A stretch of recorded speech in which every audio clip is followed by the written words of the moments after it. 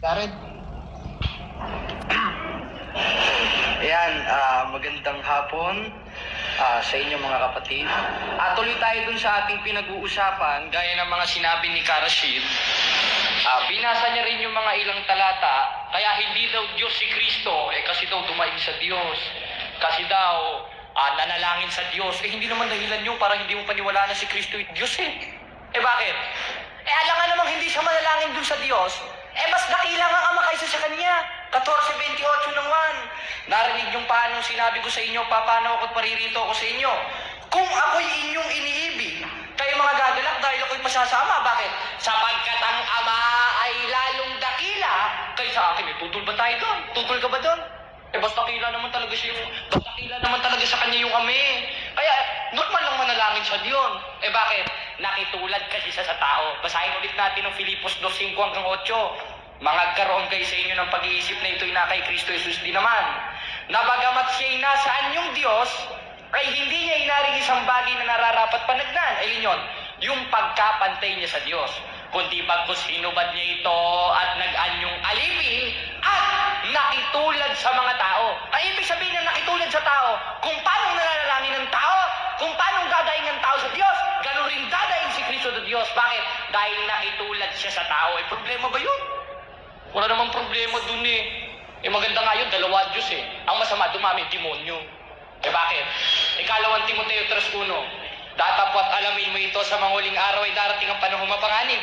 Sapagkat ang mga tao ay magiging maibigin sa kanilang sarili, maibigin sa salapi, mayayamang, mapagmalaki, mapagtungayaw. Ganyan ang mangyayari sa atin, magkakagulo tayo pag puro demonyo Mas okay ni maraming Diyos. Ngayon, kanina nilatag niya, iisa.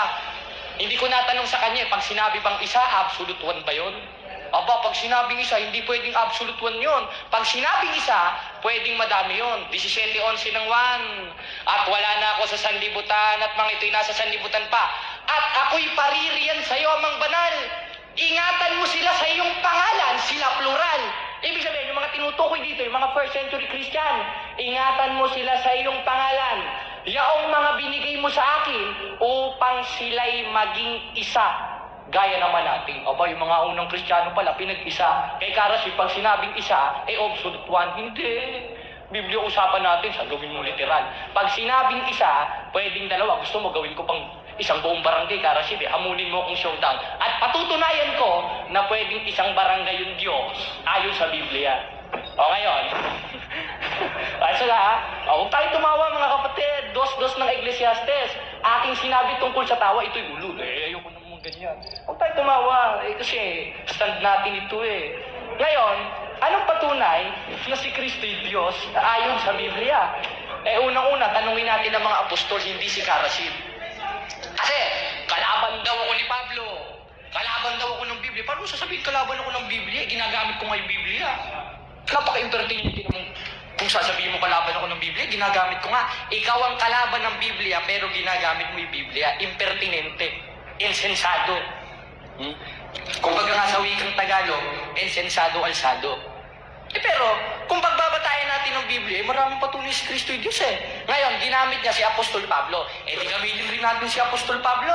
2:9 ng Kolosas. Sapagkat sa kanya'y nananahan ng buong likas na kalagayan ng pagka-Diyos, nang siya'y maging tao. Yun naman pala nung maging tao si Kristo, nasa loob ng katawang tao niyang ipinanganak ni Maria yung likas na kalagayan ng pagka-Diyos. Kaya nakita, kaya nalapitan. Tanong, si Kristo, nung hindi ba siya nagkakatawang tao, nasa liwanag ba siya na hindi malalapitan? Nasa kanan nga siya ng Ama. Paano mo sasabihin? Napaka-impertinente naman yan.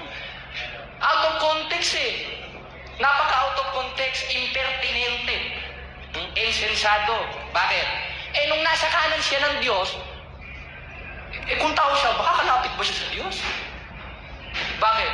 Sa isa ng unang Timoteo, basahin rin natin yung binasa niya, na siya lamang ang walang kamatayan, nananahan sa liwanag na di malapitan, at di nakita o makikita na ng sino man tao. Tanong, si Kristo, nakita niyo ba ang Ama? Nakita nga 1:18 ng 1.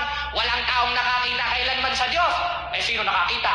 Ang bugtong na Diyos. Hindi makikita ng sino man tao, ba't nakita ni Kristo? Bakit? Diyos rin kasi si Kristo Ayon ba sa akin? Hindi naman ayon sa akin Hindi rin kayon kay Karashid. ayon sa mga apostol at sa Diyos. Eh kung tinutulan natin to, eh kontra pala tayo sa mga apostol. Kontra pala tayo dun sa mismong Diyos. Eh Diyos lang nagsasabi. Napakalinaw nito eh. Di ba? Malinaw eh. Eh pag malabo na lang sa'yo to, ewan ko na lang. Kawawa ka. 4:4 ng ikalawang Korinto. Na pinulag ng Diyos ng sanglibutang ito ang pag-iisip ng hindi nagsisisampalataya. Ngayon, ang daming ginamit ni Karashid eh. Ngayon, ang Diyos ko daw madami. Nung unang stand ko, wala naman ako sinabing madaming Diyos. Ang sinabi ko, si Kristo'y Diyos, si Kristo Ama, problema ba yun? Eh kung sa bilang ng tao, mabibilang mo 2. Gusto mo gawin ko pang isang barangay, yun nga ang hamon ko kay Karashid eh. Ngayon, kung mabasa ko ba na pwedeng isang barangay, tatanggapin mo Karashid, kaso hindi cross-examination eh. Mamaya na pag tinanong sa akin. Eh pero, wala tayong tutol doon. Wala tayong tutol. Gusto gawin natin isang bansape. Kung ayon sa Biblia pag-uusapan pero walang tutol doon. Kasi yung pagiging isang barangay, pwedeng maging absolute one yon. Kaya nung pinag-isa ng Diyos yung mga unang Kristiyano, hindi absolute one yon. Pwedeng madami yon, gaya ng mga talatang binabasa niya. Ngayon, napakadami eh, no? Napakadami niyang mga binasang talata eh. Out of context naman, wrong interpretation naman ni Karashid dito. Tapos, binasa niya rin kanina, ito, pwede mong kunin ito. Ayan. Itong binasa ni Karashid. Ayan. Ito ang binasa niya, mga kapatid. Kitang-kita natin, the orthodox corruption of Scripture. Hindi naman ako orthodox, ba't sa akin gagamitin ito? Kaanib ako sa Iglesia ng Diyos, hindi orthodox. Hira naman, oh. Tinan mo ito. Sunod. Sunod. Tinanong ko siya, sinong mas matanda? Umamin naman siya, mas matanda itong salin ko eh. Kaya kung patandaan ng batayan, kung pagiging totoo, mas totoo na itong dala natin, na nagpapatunay na si Kristo'y Diyos o si Kristo'y tinatawag na monogenes theos. Ngayon, ano daw karapatan ko at ano daw tutol ko dun sa mga, ano bang tawag doon? Ano bang tutol ko dun sa mga Bible scholar? Tutol talaga ako dun. Tutol talaga ako doon sa mga Bible scholars. Dahil unang-una, di naman mga apostol yun, ba't may i-interpret yung Biblia? Ba't mo naman lalagyan mo ng sariling pakahulugan yun na in-interpret na ng mga apostol yun, 1:3 ng unang 1. Yaong aming nakita at narinig ay siya naming ibinabalita sa inyo. Pinalita na ng mga apostol kayo na nakita at narinig kay Kristo. Paano? 16:6 ng 1. At meron akong tupa hindi sa kulungan nito at diringgin nila ang aking tinig. At yung narinig ng mga apostol na tinig, yun yung tinig ni Kristo. Ano isa doon? 2:13 ng Tito. Nahintayin niyo ang mapalad ng pag-asa at pagpapakita ng kalwalhatian ng ating dakilang Diyos. Tagapagligtas na si Jesucristo. Ngayon, tututulan ito ni Karashid. Tututulan niya ito. Ang tinutukoy niya dyan, ang Kristo si Ama. Wala kang mababasa dyan. Yung salitang at, it denotes dun sa isang entity. Halimbawa, si kapatid na JB ay guwapo at. Pag nilagyan ba ng at, hindi na siya yan? May kasama pa siya? Kaya mo sinabing at, it denotes na meron siyang dalawang kalagayan at yun si Kristo na sinasabi ni Apostol Pedro na itong tunay na Diyos at buhay na walang hanggan. Tutol ba tayo doon? Tutol ka ba doon? Hindi bro. Hindi ka naman pala tutol. Kala ko tutol ka eh. O yan, hanggang dito na ulit. Moderator. Saktong pa ako eh. Meron ka pa 6 minutes. Baka gusto i-consume. Okay na? Okay, Karashid. So, bali sa puntong ito, cross-examine po, Karashid. 10 minutes po. Okay. Sige po. Ilang Diyos ang sinasama? Ilang Diyos? Kung ayon sa Biblia, isa. Ikaw. Ayon sa akin, isa. Ang ginasama mo isa. Isa. Sino po? Si Kristo at ang Ama. Ito, saglit lang. Huwag muna kayo tumawa mga kapatid, di pa ako tapos eh. Pag sinabi kasi isa, hindi kasi absolute one yun eh. Pag sinabi isa, pwedeng dalawa yun, gaya ng mga unang Kristiyano. 17:11 ng Juan. Sandali po. Linawin ko po. Ilan po talaga ang sinasamba niyo? Sinasamba ko, isa nga lang, Karashid. Okay? Isa lang po. Isa. Sino po? Si Kristo at ang Ama. Okay po. Sabi mo kanina, makinig kay Kristo. Tama. Sa bibig po ba ni Kristo, sa bibig niya. Lalo na sa synoptic gospel. Turuan mo kami, papaturo kami. Meron po ba siyang malinaw na sinabi na sambahin po ninyo Ama, sambahin ninyo ako? Eto, basahin natin. Babasa ko. Sasagot ako, ha? Kasi nung naparito si Kristo, sasagot ako, mga kapatid, huwag muna tayong tumawa. Gusto mo dito sa ang tanong ko po kategorikal. Kategorikal. Sinabi po ba ni Jesus Christ, sambahin ninyo ako? Ang nagsabi, Ama, pas higher authority. Hindi po. Ano po? Ang nagsabi, Ama, higher authority. 3:15 ng unang Pedro. Hindi ho. Hindi sa Pedro tanong ko eh. Sinabi particular, kapatid. Sabi mo kasi, ito ang aking anak, siya ang iyong pakinggan. O di pakinggan natin. Tama. Nung si Kristo po ay naglalakad sa Palestine, yung si Kristo naglalakad sa Palestine, na nakasulat sa Mateo, Mark, tsaka sa Luke. Sinabi po ba niya, pakinggan Israel, sambahin niyo ako. Meron po ba siyang sinabi niya? Meron po ba? O wala? Ito, sasagot ako. Wala. Bakit? Salamat. Wala tayong tao siya. Salamat. Okay. Next question. Ato tanong.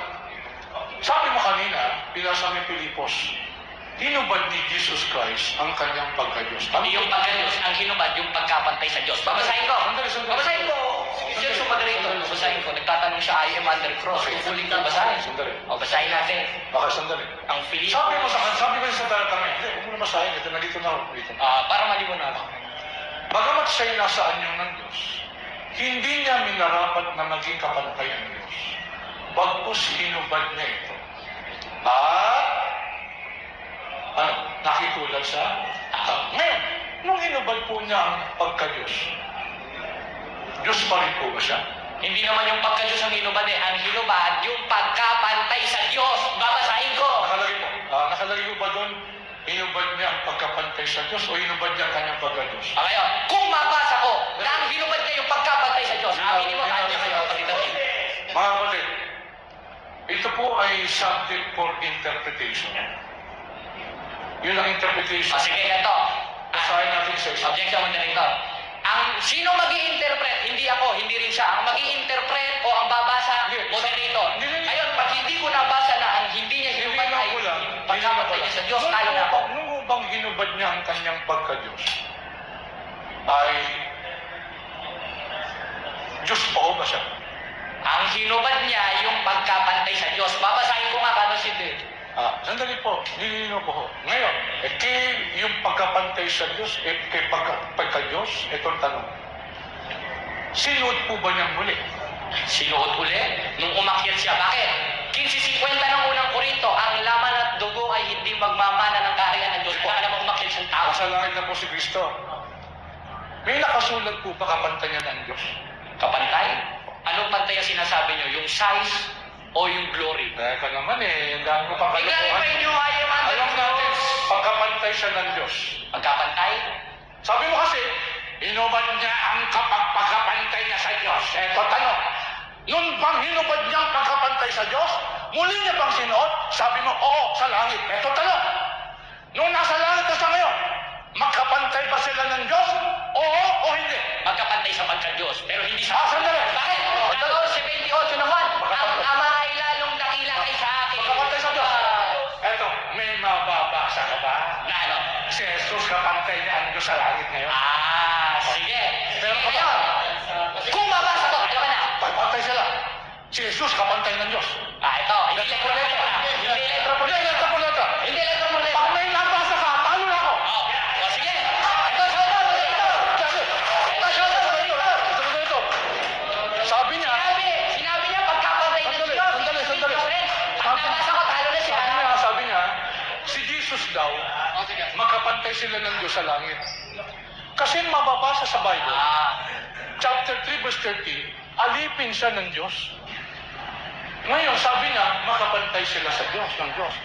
Linawin mo. Pinahamon mo ako ng syoda. May nakalagay ba sa Bible? Sige. Turuan mo kami. Meron bang nakalagay malinaw? Ngayon, si Jesus, kapantay niya.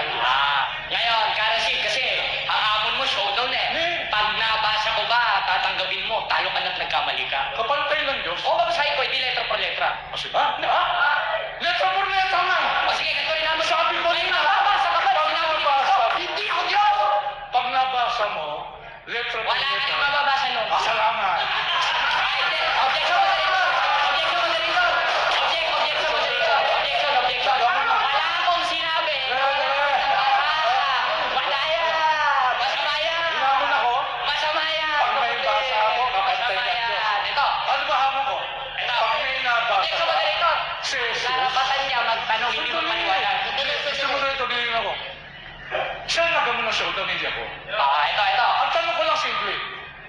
mababasa ka ba?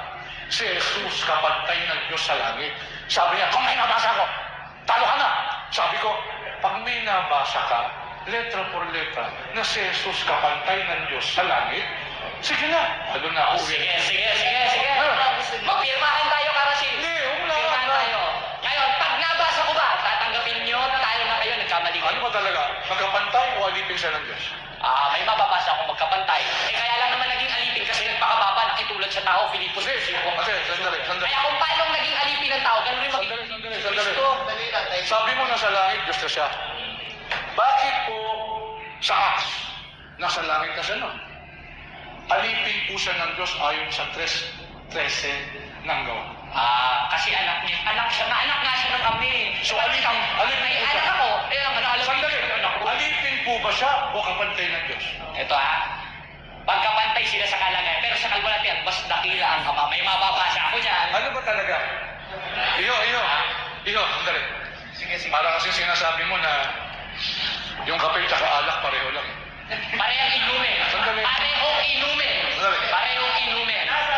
Sandali. Diba? Sabi mo, tinatanggap mo si Jesus ayon sa Acts, alipin. Tinatanggap mo rin. Magkapantay sila ng Diyos. Ito. Ito ang tanong. Next question. Yung bang alipin at magkapantay pareho o hindi? Hindi. Bakit? Kasalanan. Anak niya nga yung kami. Sasagot ako. Objection moderator. Sumasagot ako. Sasabihin wala pa. Ito. Alipin siya kasi ang anak niya nga yun sintito ko muna lang sasabihin ko O ito, ba? Meron akong anak. Magpapalipin ba ako sa anak ko? Alam na, alipinin ko anak ko. Sige na, magkama sila. Sabi mo, alipin siya. Ano ba talaga? Magkapantay o alipin? Ito kasi ito ko. Sige. Ito, moderator mainit maganda tanong niya Conforme naman ako dun Ang tanong niya, magkapantay ba yung alipin? Kung sa kalagayan, magkapantay sila, parehas silang Diyos Pero, doon sa kung sino mamataas sa kanila, naman, hindi sila magkapantay kasi anak na si Kristo ng Ama. Alam ka naman, So ano nga? magkapantay kasi anak mo. Magkapantay o alipin? Ano? Magkapantay sila o alipin siya ng Diyos? Ito magkapantay sila sa pagka-Diyos. Bakit? Sinabi na nga ng Diyos dun sana. Sasagot ako, 1:8 ng Hebreo, ang iyong luklukan o Diyos may pagkailanman. Therefore, ang Ama na mismo nag-clarify na magkapantay sila para sa Diyos. Pero, doon sa pagiging, dito sa sentido komon, siyempre, basta yung Ama. Basta hindi Ama, sentido komon. Balik ako sa dating tanong. Sige. Si Jesus po ba, nung nasa lupa, nagpakilala siya ang Diyos? Kung mabasa ko, talo ka na. Sandali ito. Ayan.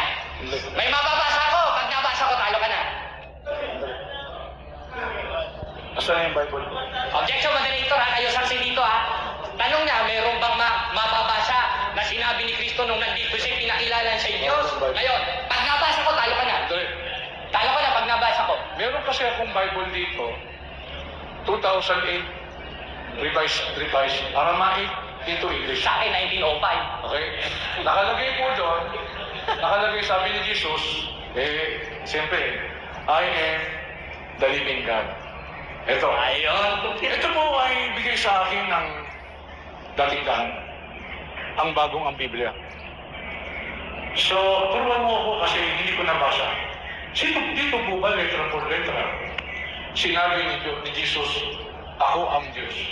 Sige. Ayon sa kanyang bibig, habang siya ay nasa Palestine. Ayan. Ano tayo Pag nabasa ko, talo ka na, Karasin. Basta mo. Sige, yan. Tunog niya mga kapatid, babasahin ko, mga kapatid. Pao nga, dito ko babasahin. Sandali, Mr. Moderator, dinawin ko Si Jesus, from his lips, sinabi niya, ako Mismong nanggaling sa bibig ko. Meron ako mababasa. Pag di ko ito nabasa, talo na ako. Sige po. Sige, kumbaga. Nuevo Testament. Ito.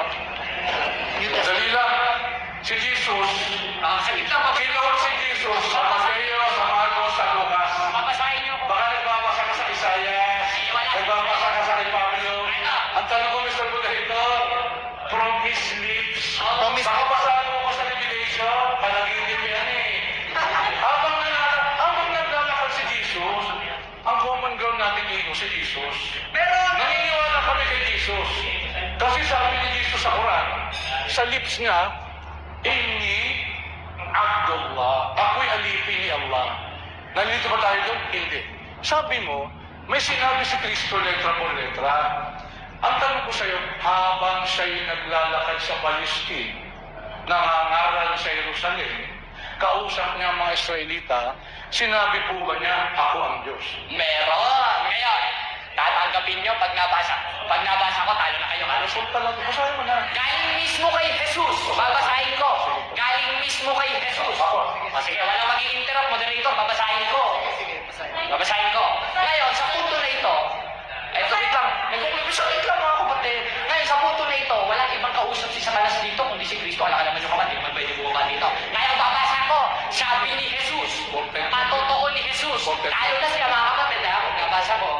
Ngayon, sabi dito sa 4:7. Matthew. Ayan, sabi, sinabi sa kanya ni Jesus. Sino nagsabi? Ako ba? Hindi. Si Jesus. Sabi nga ng mga Pentecostal, Jesus. Pero babasahin natin. Ngayon, sa punto na ito, ang nagsasalita dito si Kristo wala namang iba siyang kausap nun kundi si Satanas At wala namang ibang tinutokso si Satanas kundi si Kristo. Ano sabi? Talo na siya pag nabasa ko. Ito sinabi sa kanya ni Jesus, nasusulat din naman. Sino yung tinutokso? Si Kristo. Sino yung nanunokso? Si Satanas. Na huwag mong tutuksuhin ang Panginoon mong Diyos. Nabasa mo hindi? Nabasa. Sabi nino? Sabi ni Jesus. Talo na siya. Ano salo? Mga kapatid. Dali lang. Sige, sige. Pagbigyan. Tinatanong ko sa iyo, sinabi niya ba? Sabi, Sandali. Gusto mo ito? Sige. Konting galang lang kasi pinabayaan kita magbasa. Sige, sige. Pagbigyan na. Okay? Ako ngayon, tingnan mo Ang tanong ko sa iyo, sinabi ba ni Jesus Christ, word for word, ako ang Diyos? Ang sagot niya, 4:10 ng Mateo. Sabi ko na alam ko style nila Bakit? Sinabi ba ni Jesus dyan, ako ang Diyos? Kinote niya yung kasulatan. Sinabi niya kay Satanas kung ano yung nakasulat sa lumang tipan. Lumayo ka, Satanas, sapagkat nasusulat, sa Panginoon Diyos mo lamang ikaw sasamba at siya lamang ang iyong paglilingkuran. Sinabi niya ba, Oy, Satanas, sira ulo ka, ako dapat sambahin mo. Ang usapan natin, hindi yung pagsamba. Ang usapan natin, sinabi ni Kristo na sa inyo, nabasa na Nabasa. Letra, letra. Hindi, ayaw mo sila. Huwag ka maghusga. Letra por letra. Sinabi niya ba sa talatang yun? Satanas, ako ang Diyos. Meron. Ang sabi niya, Satanas, nasusulat sa Panginoon Diyos mo sasamba ka. Sinabi niya ba, sa akin ka sasamba? Ayun na rin ang sindi. Word for word.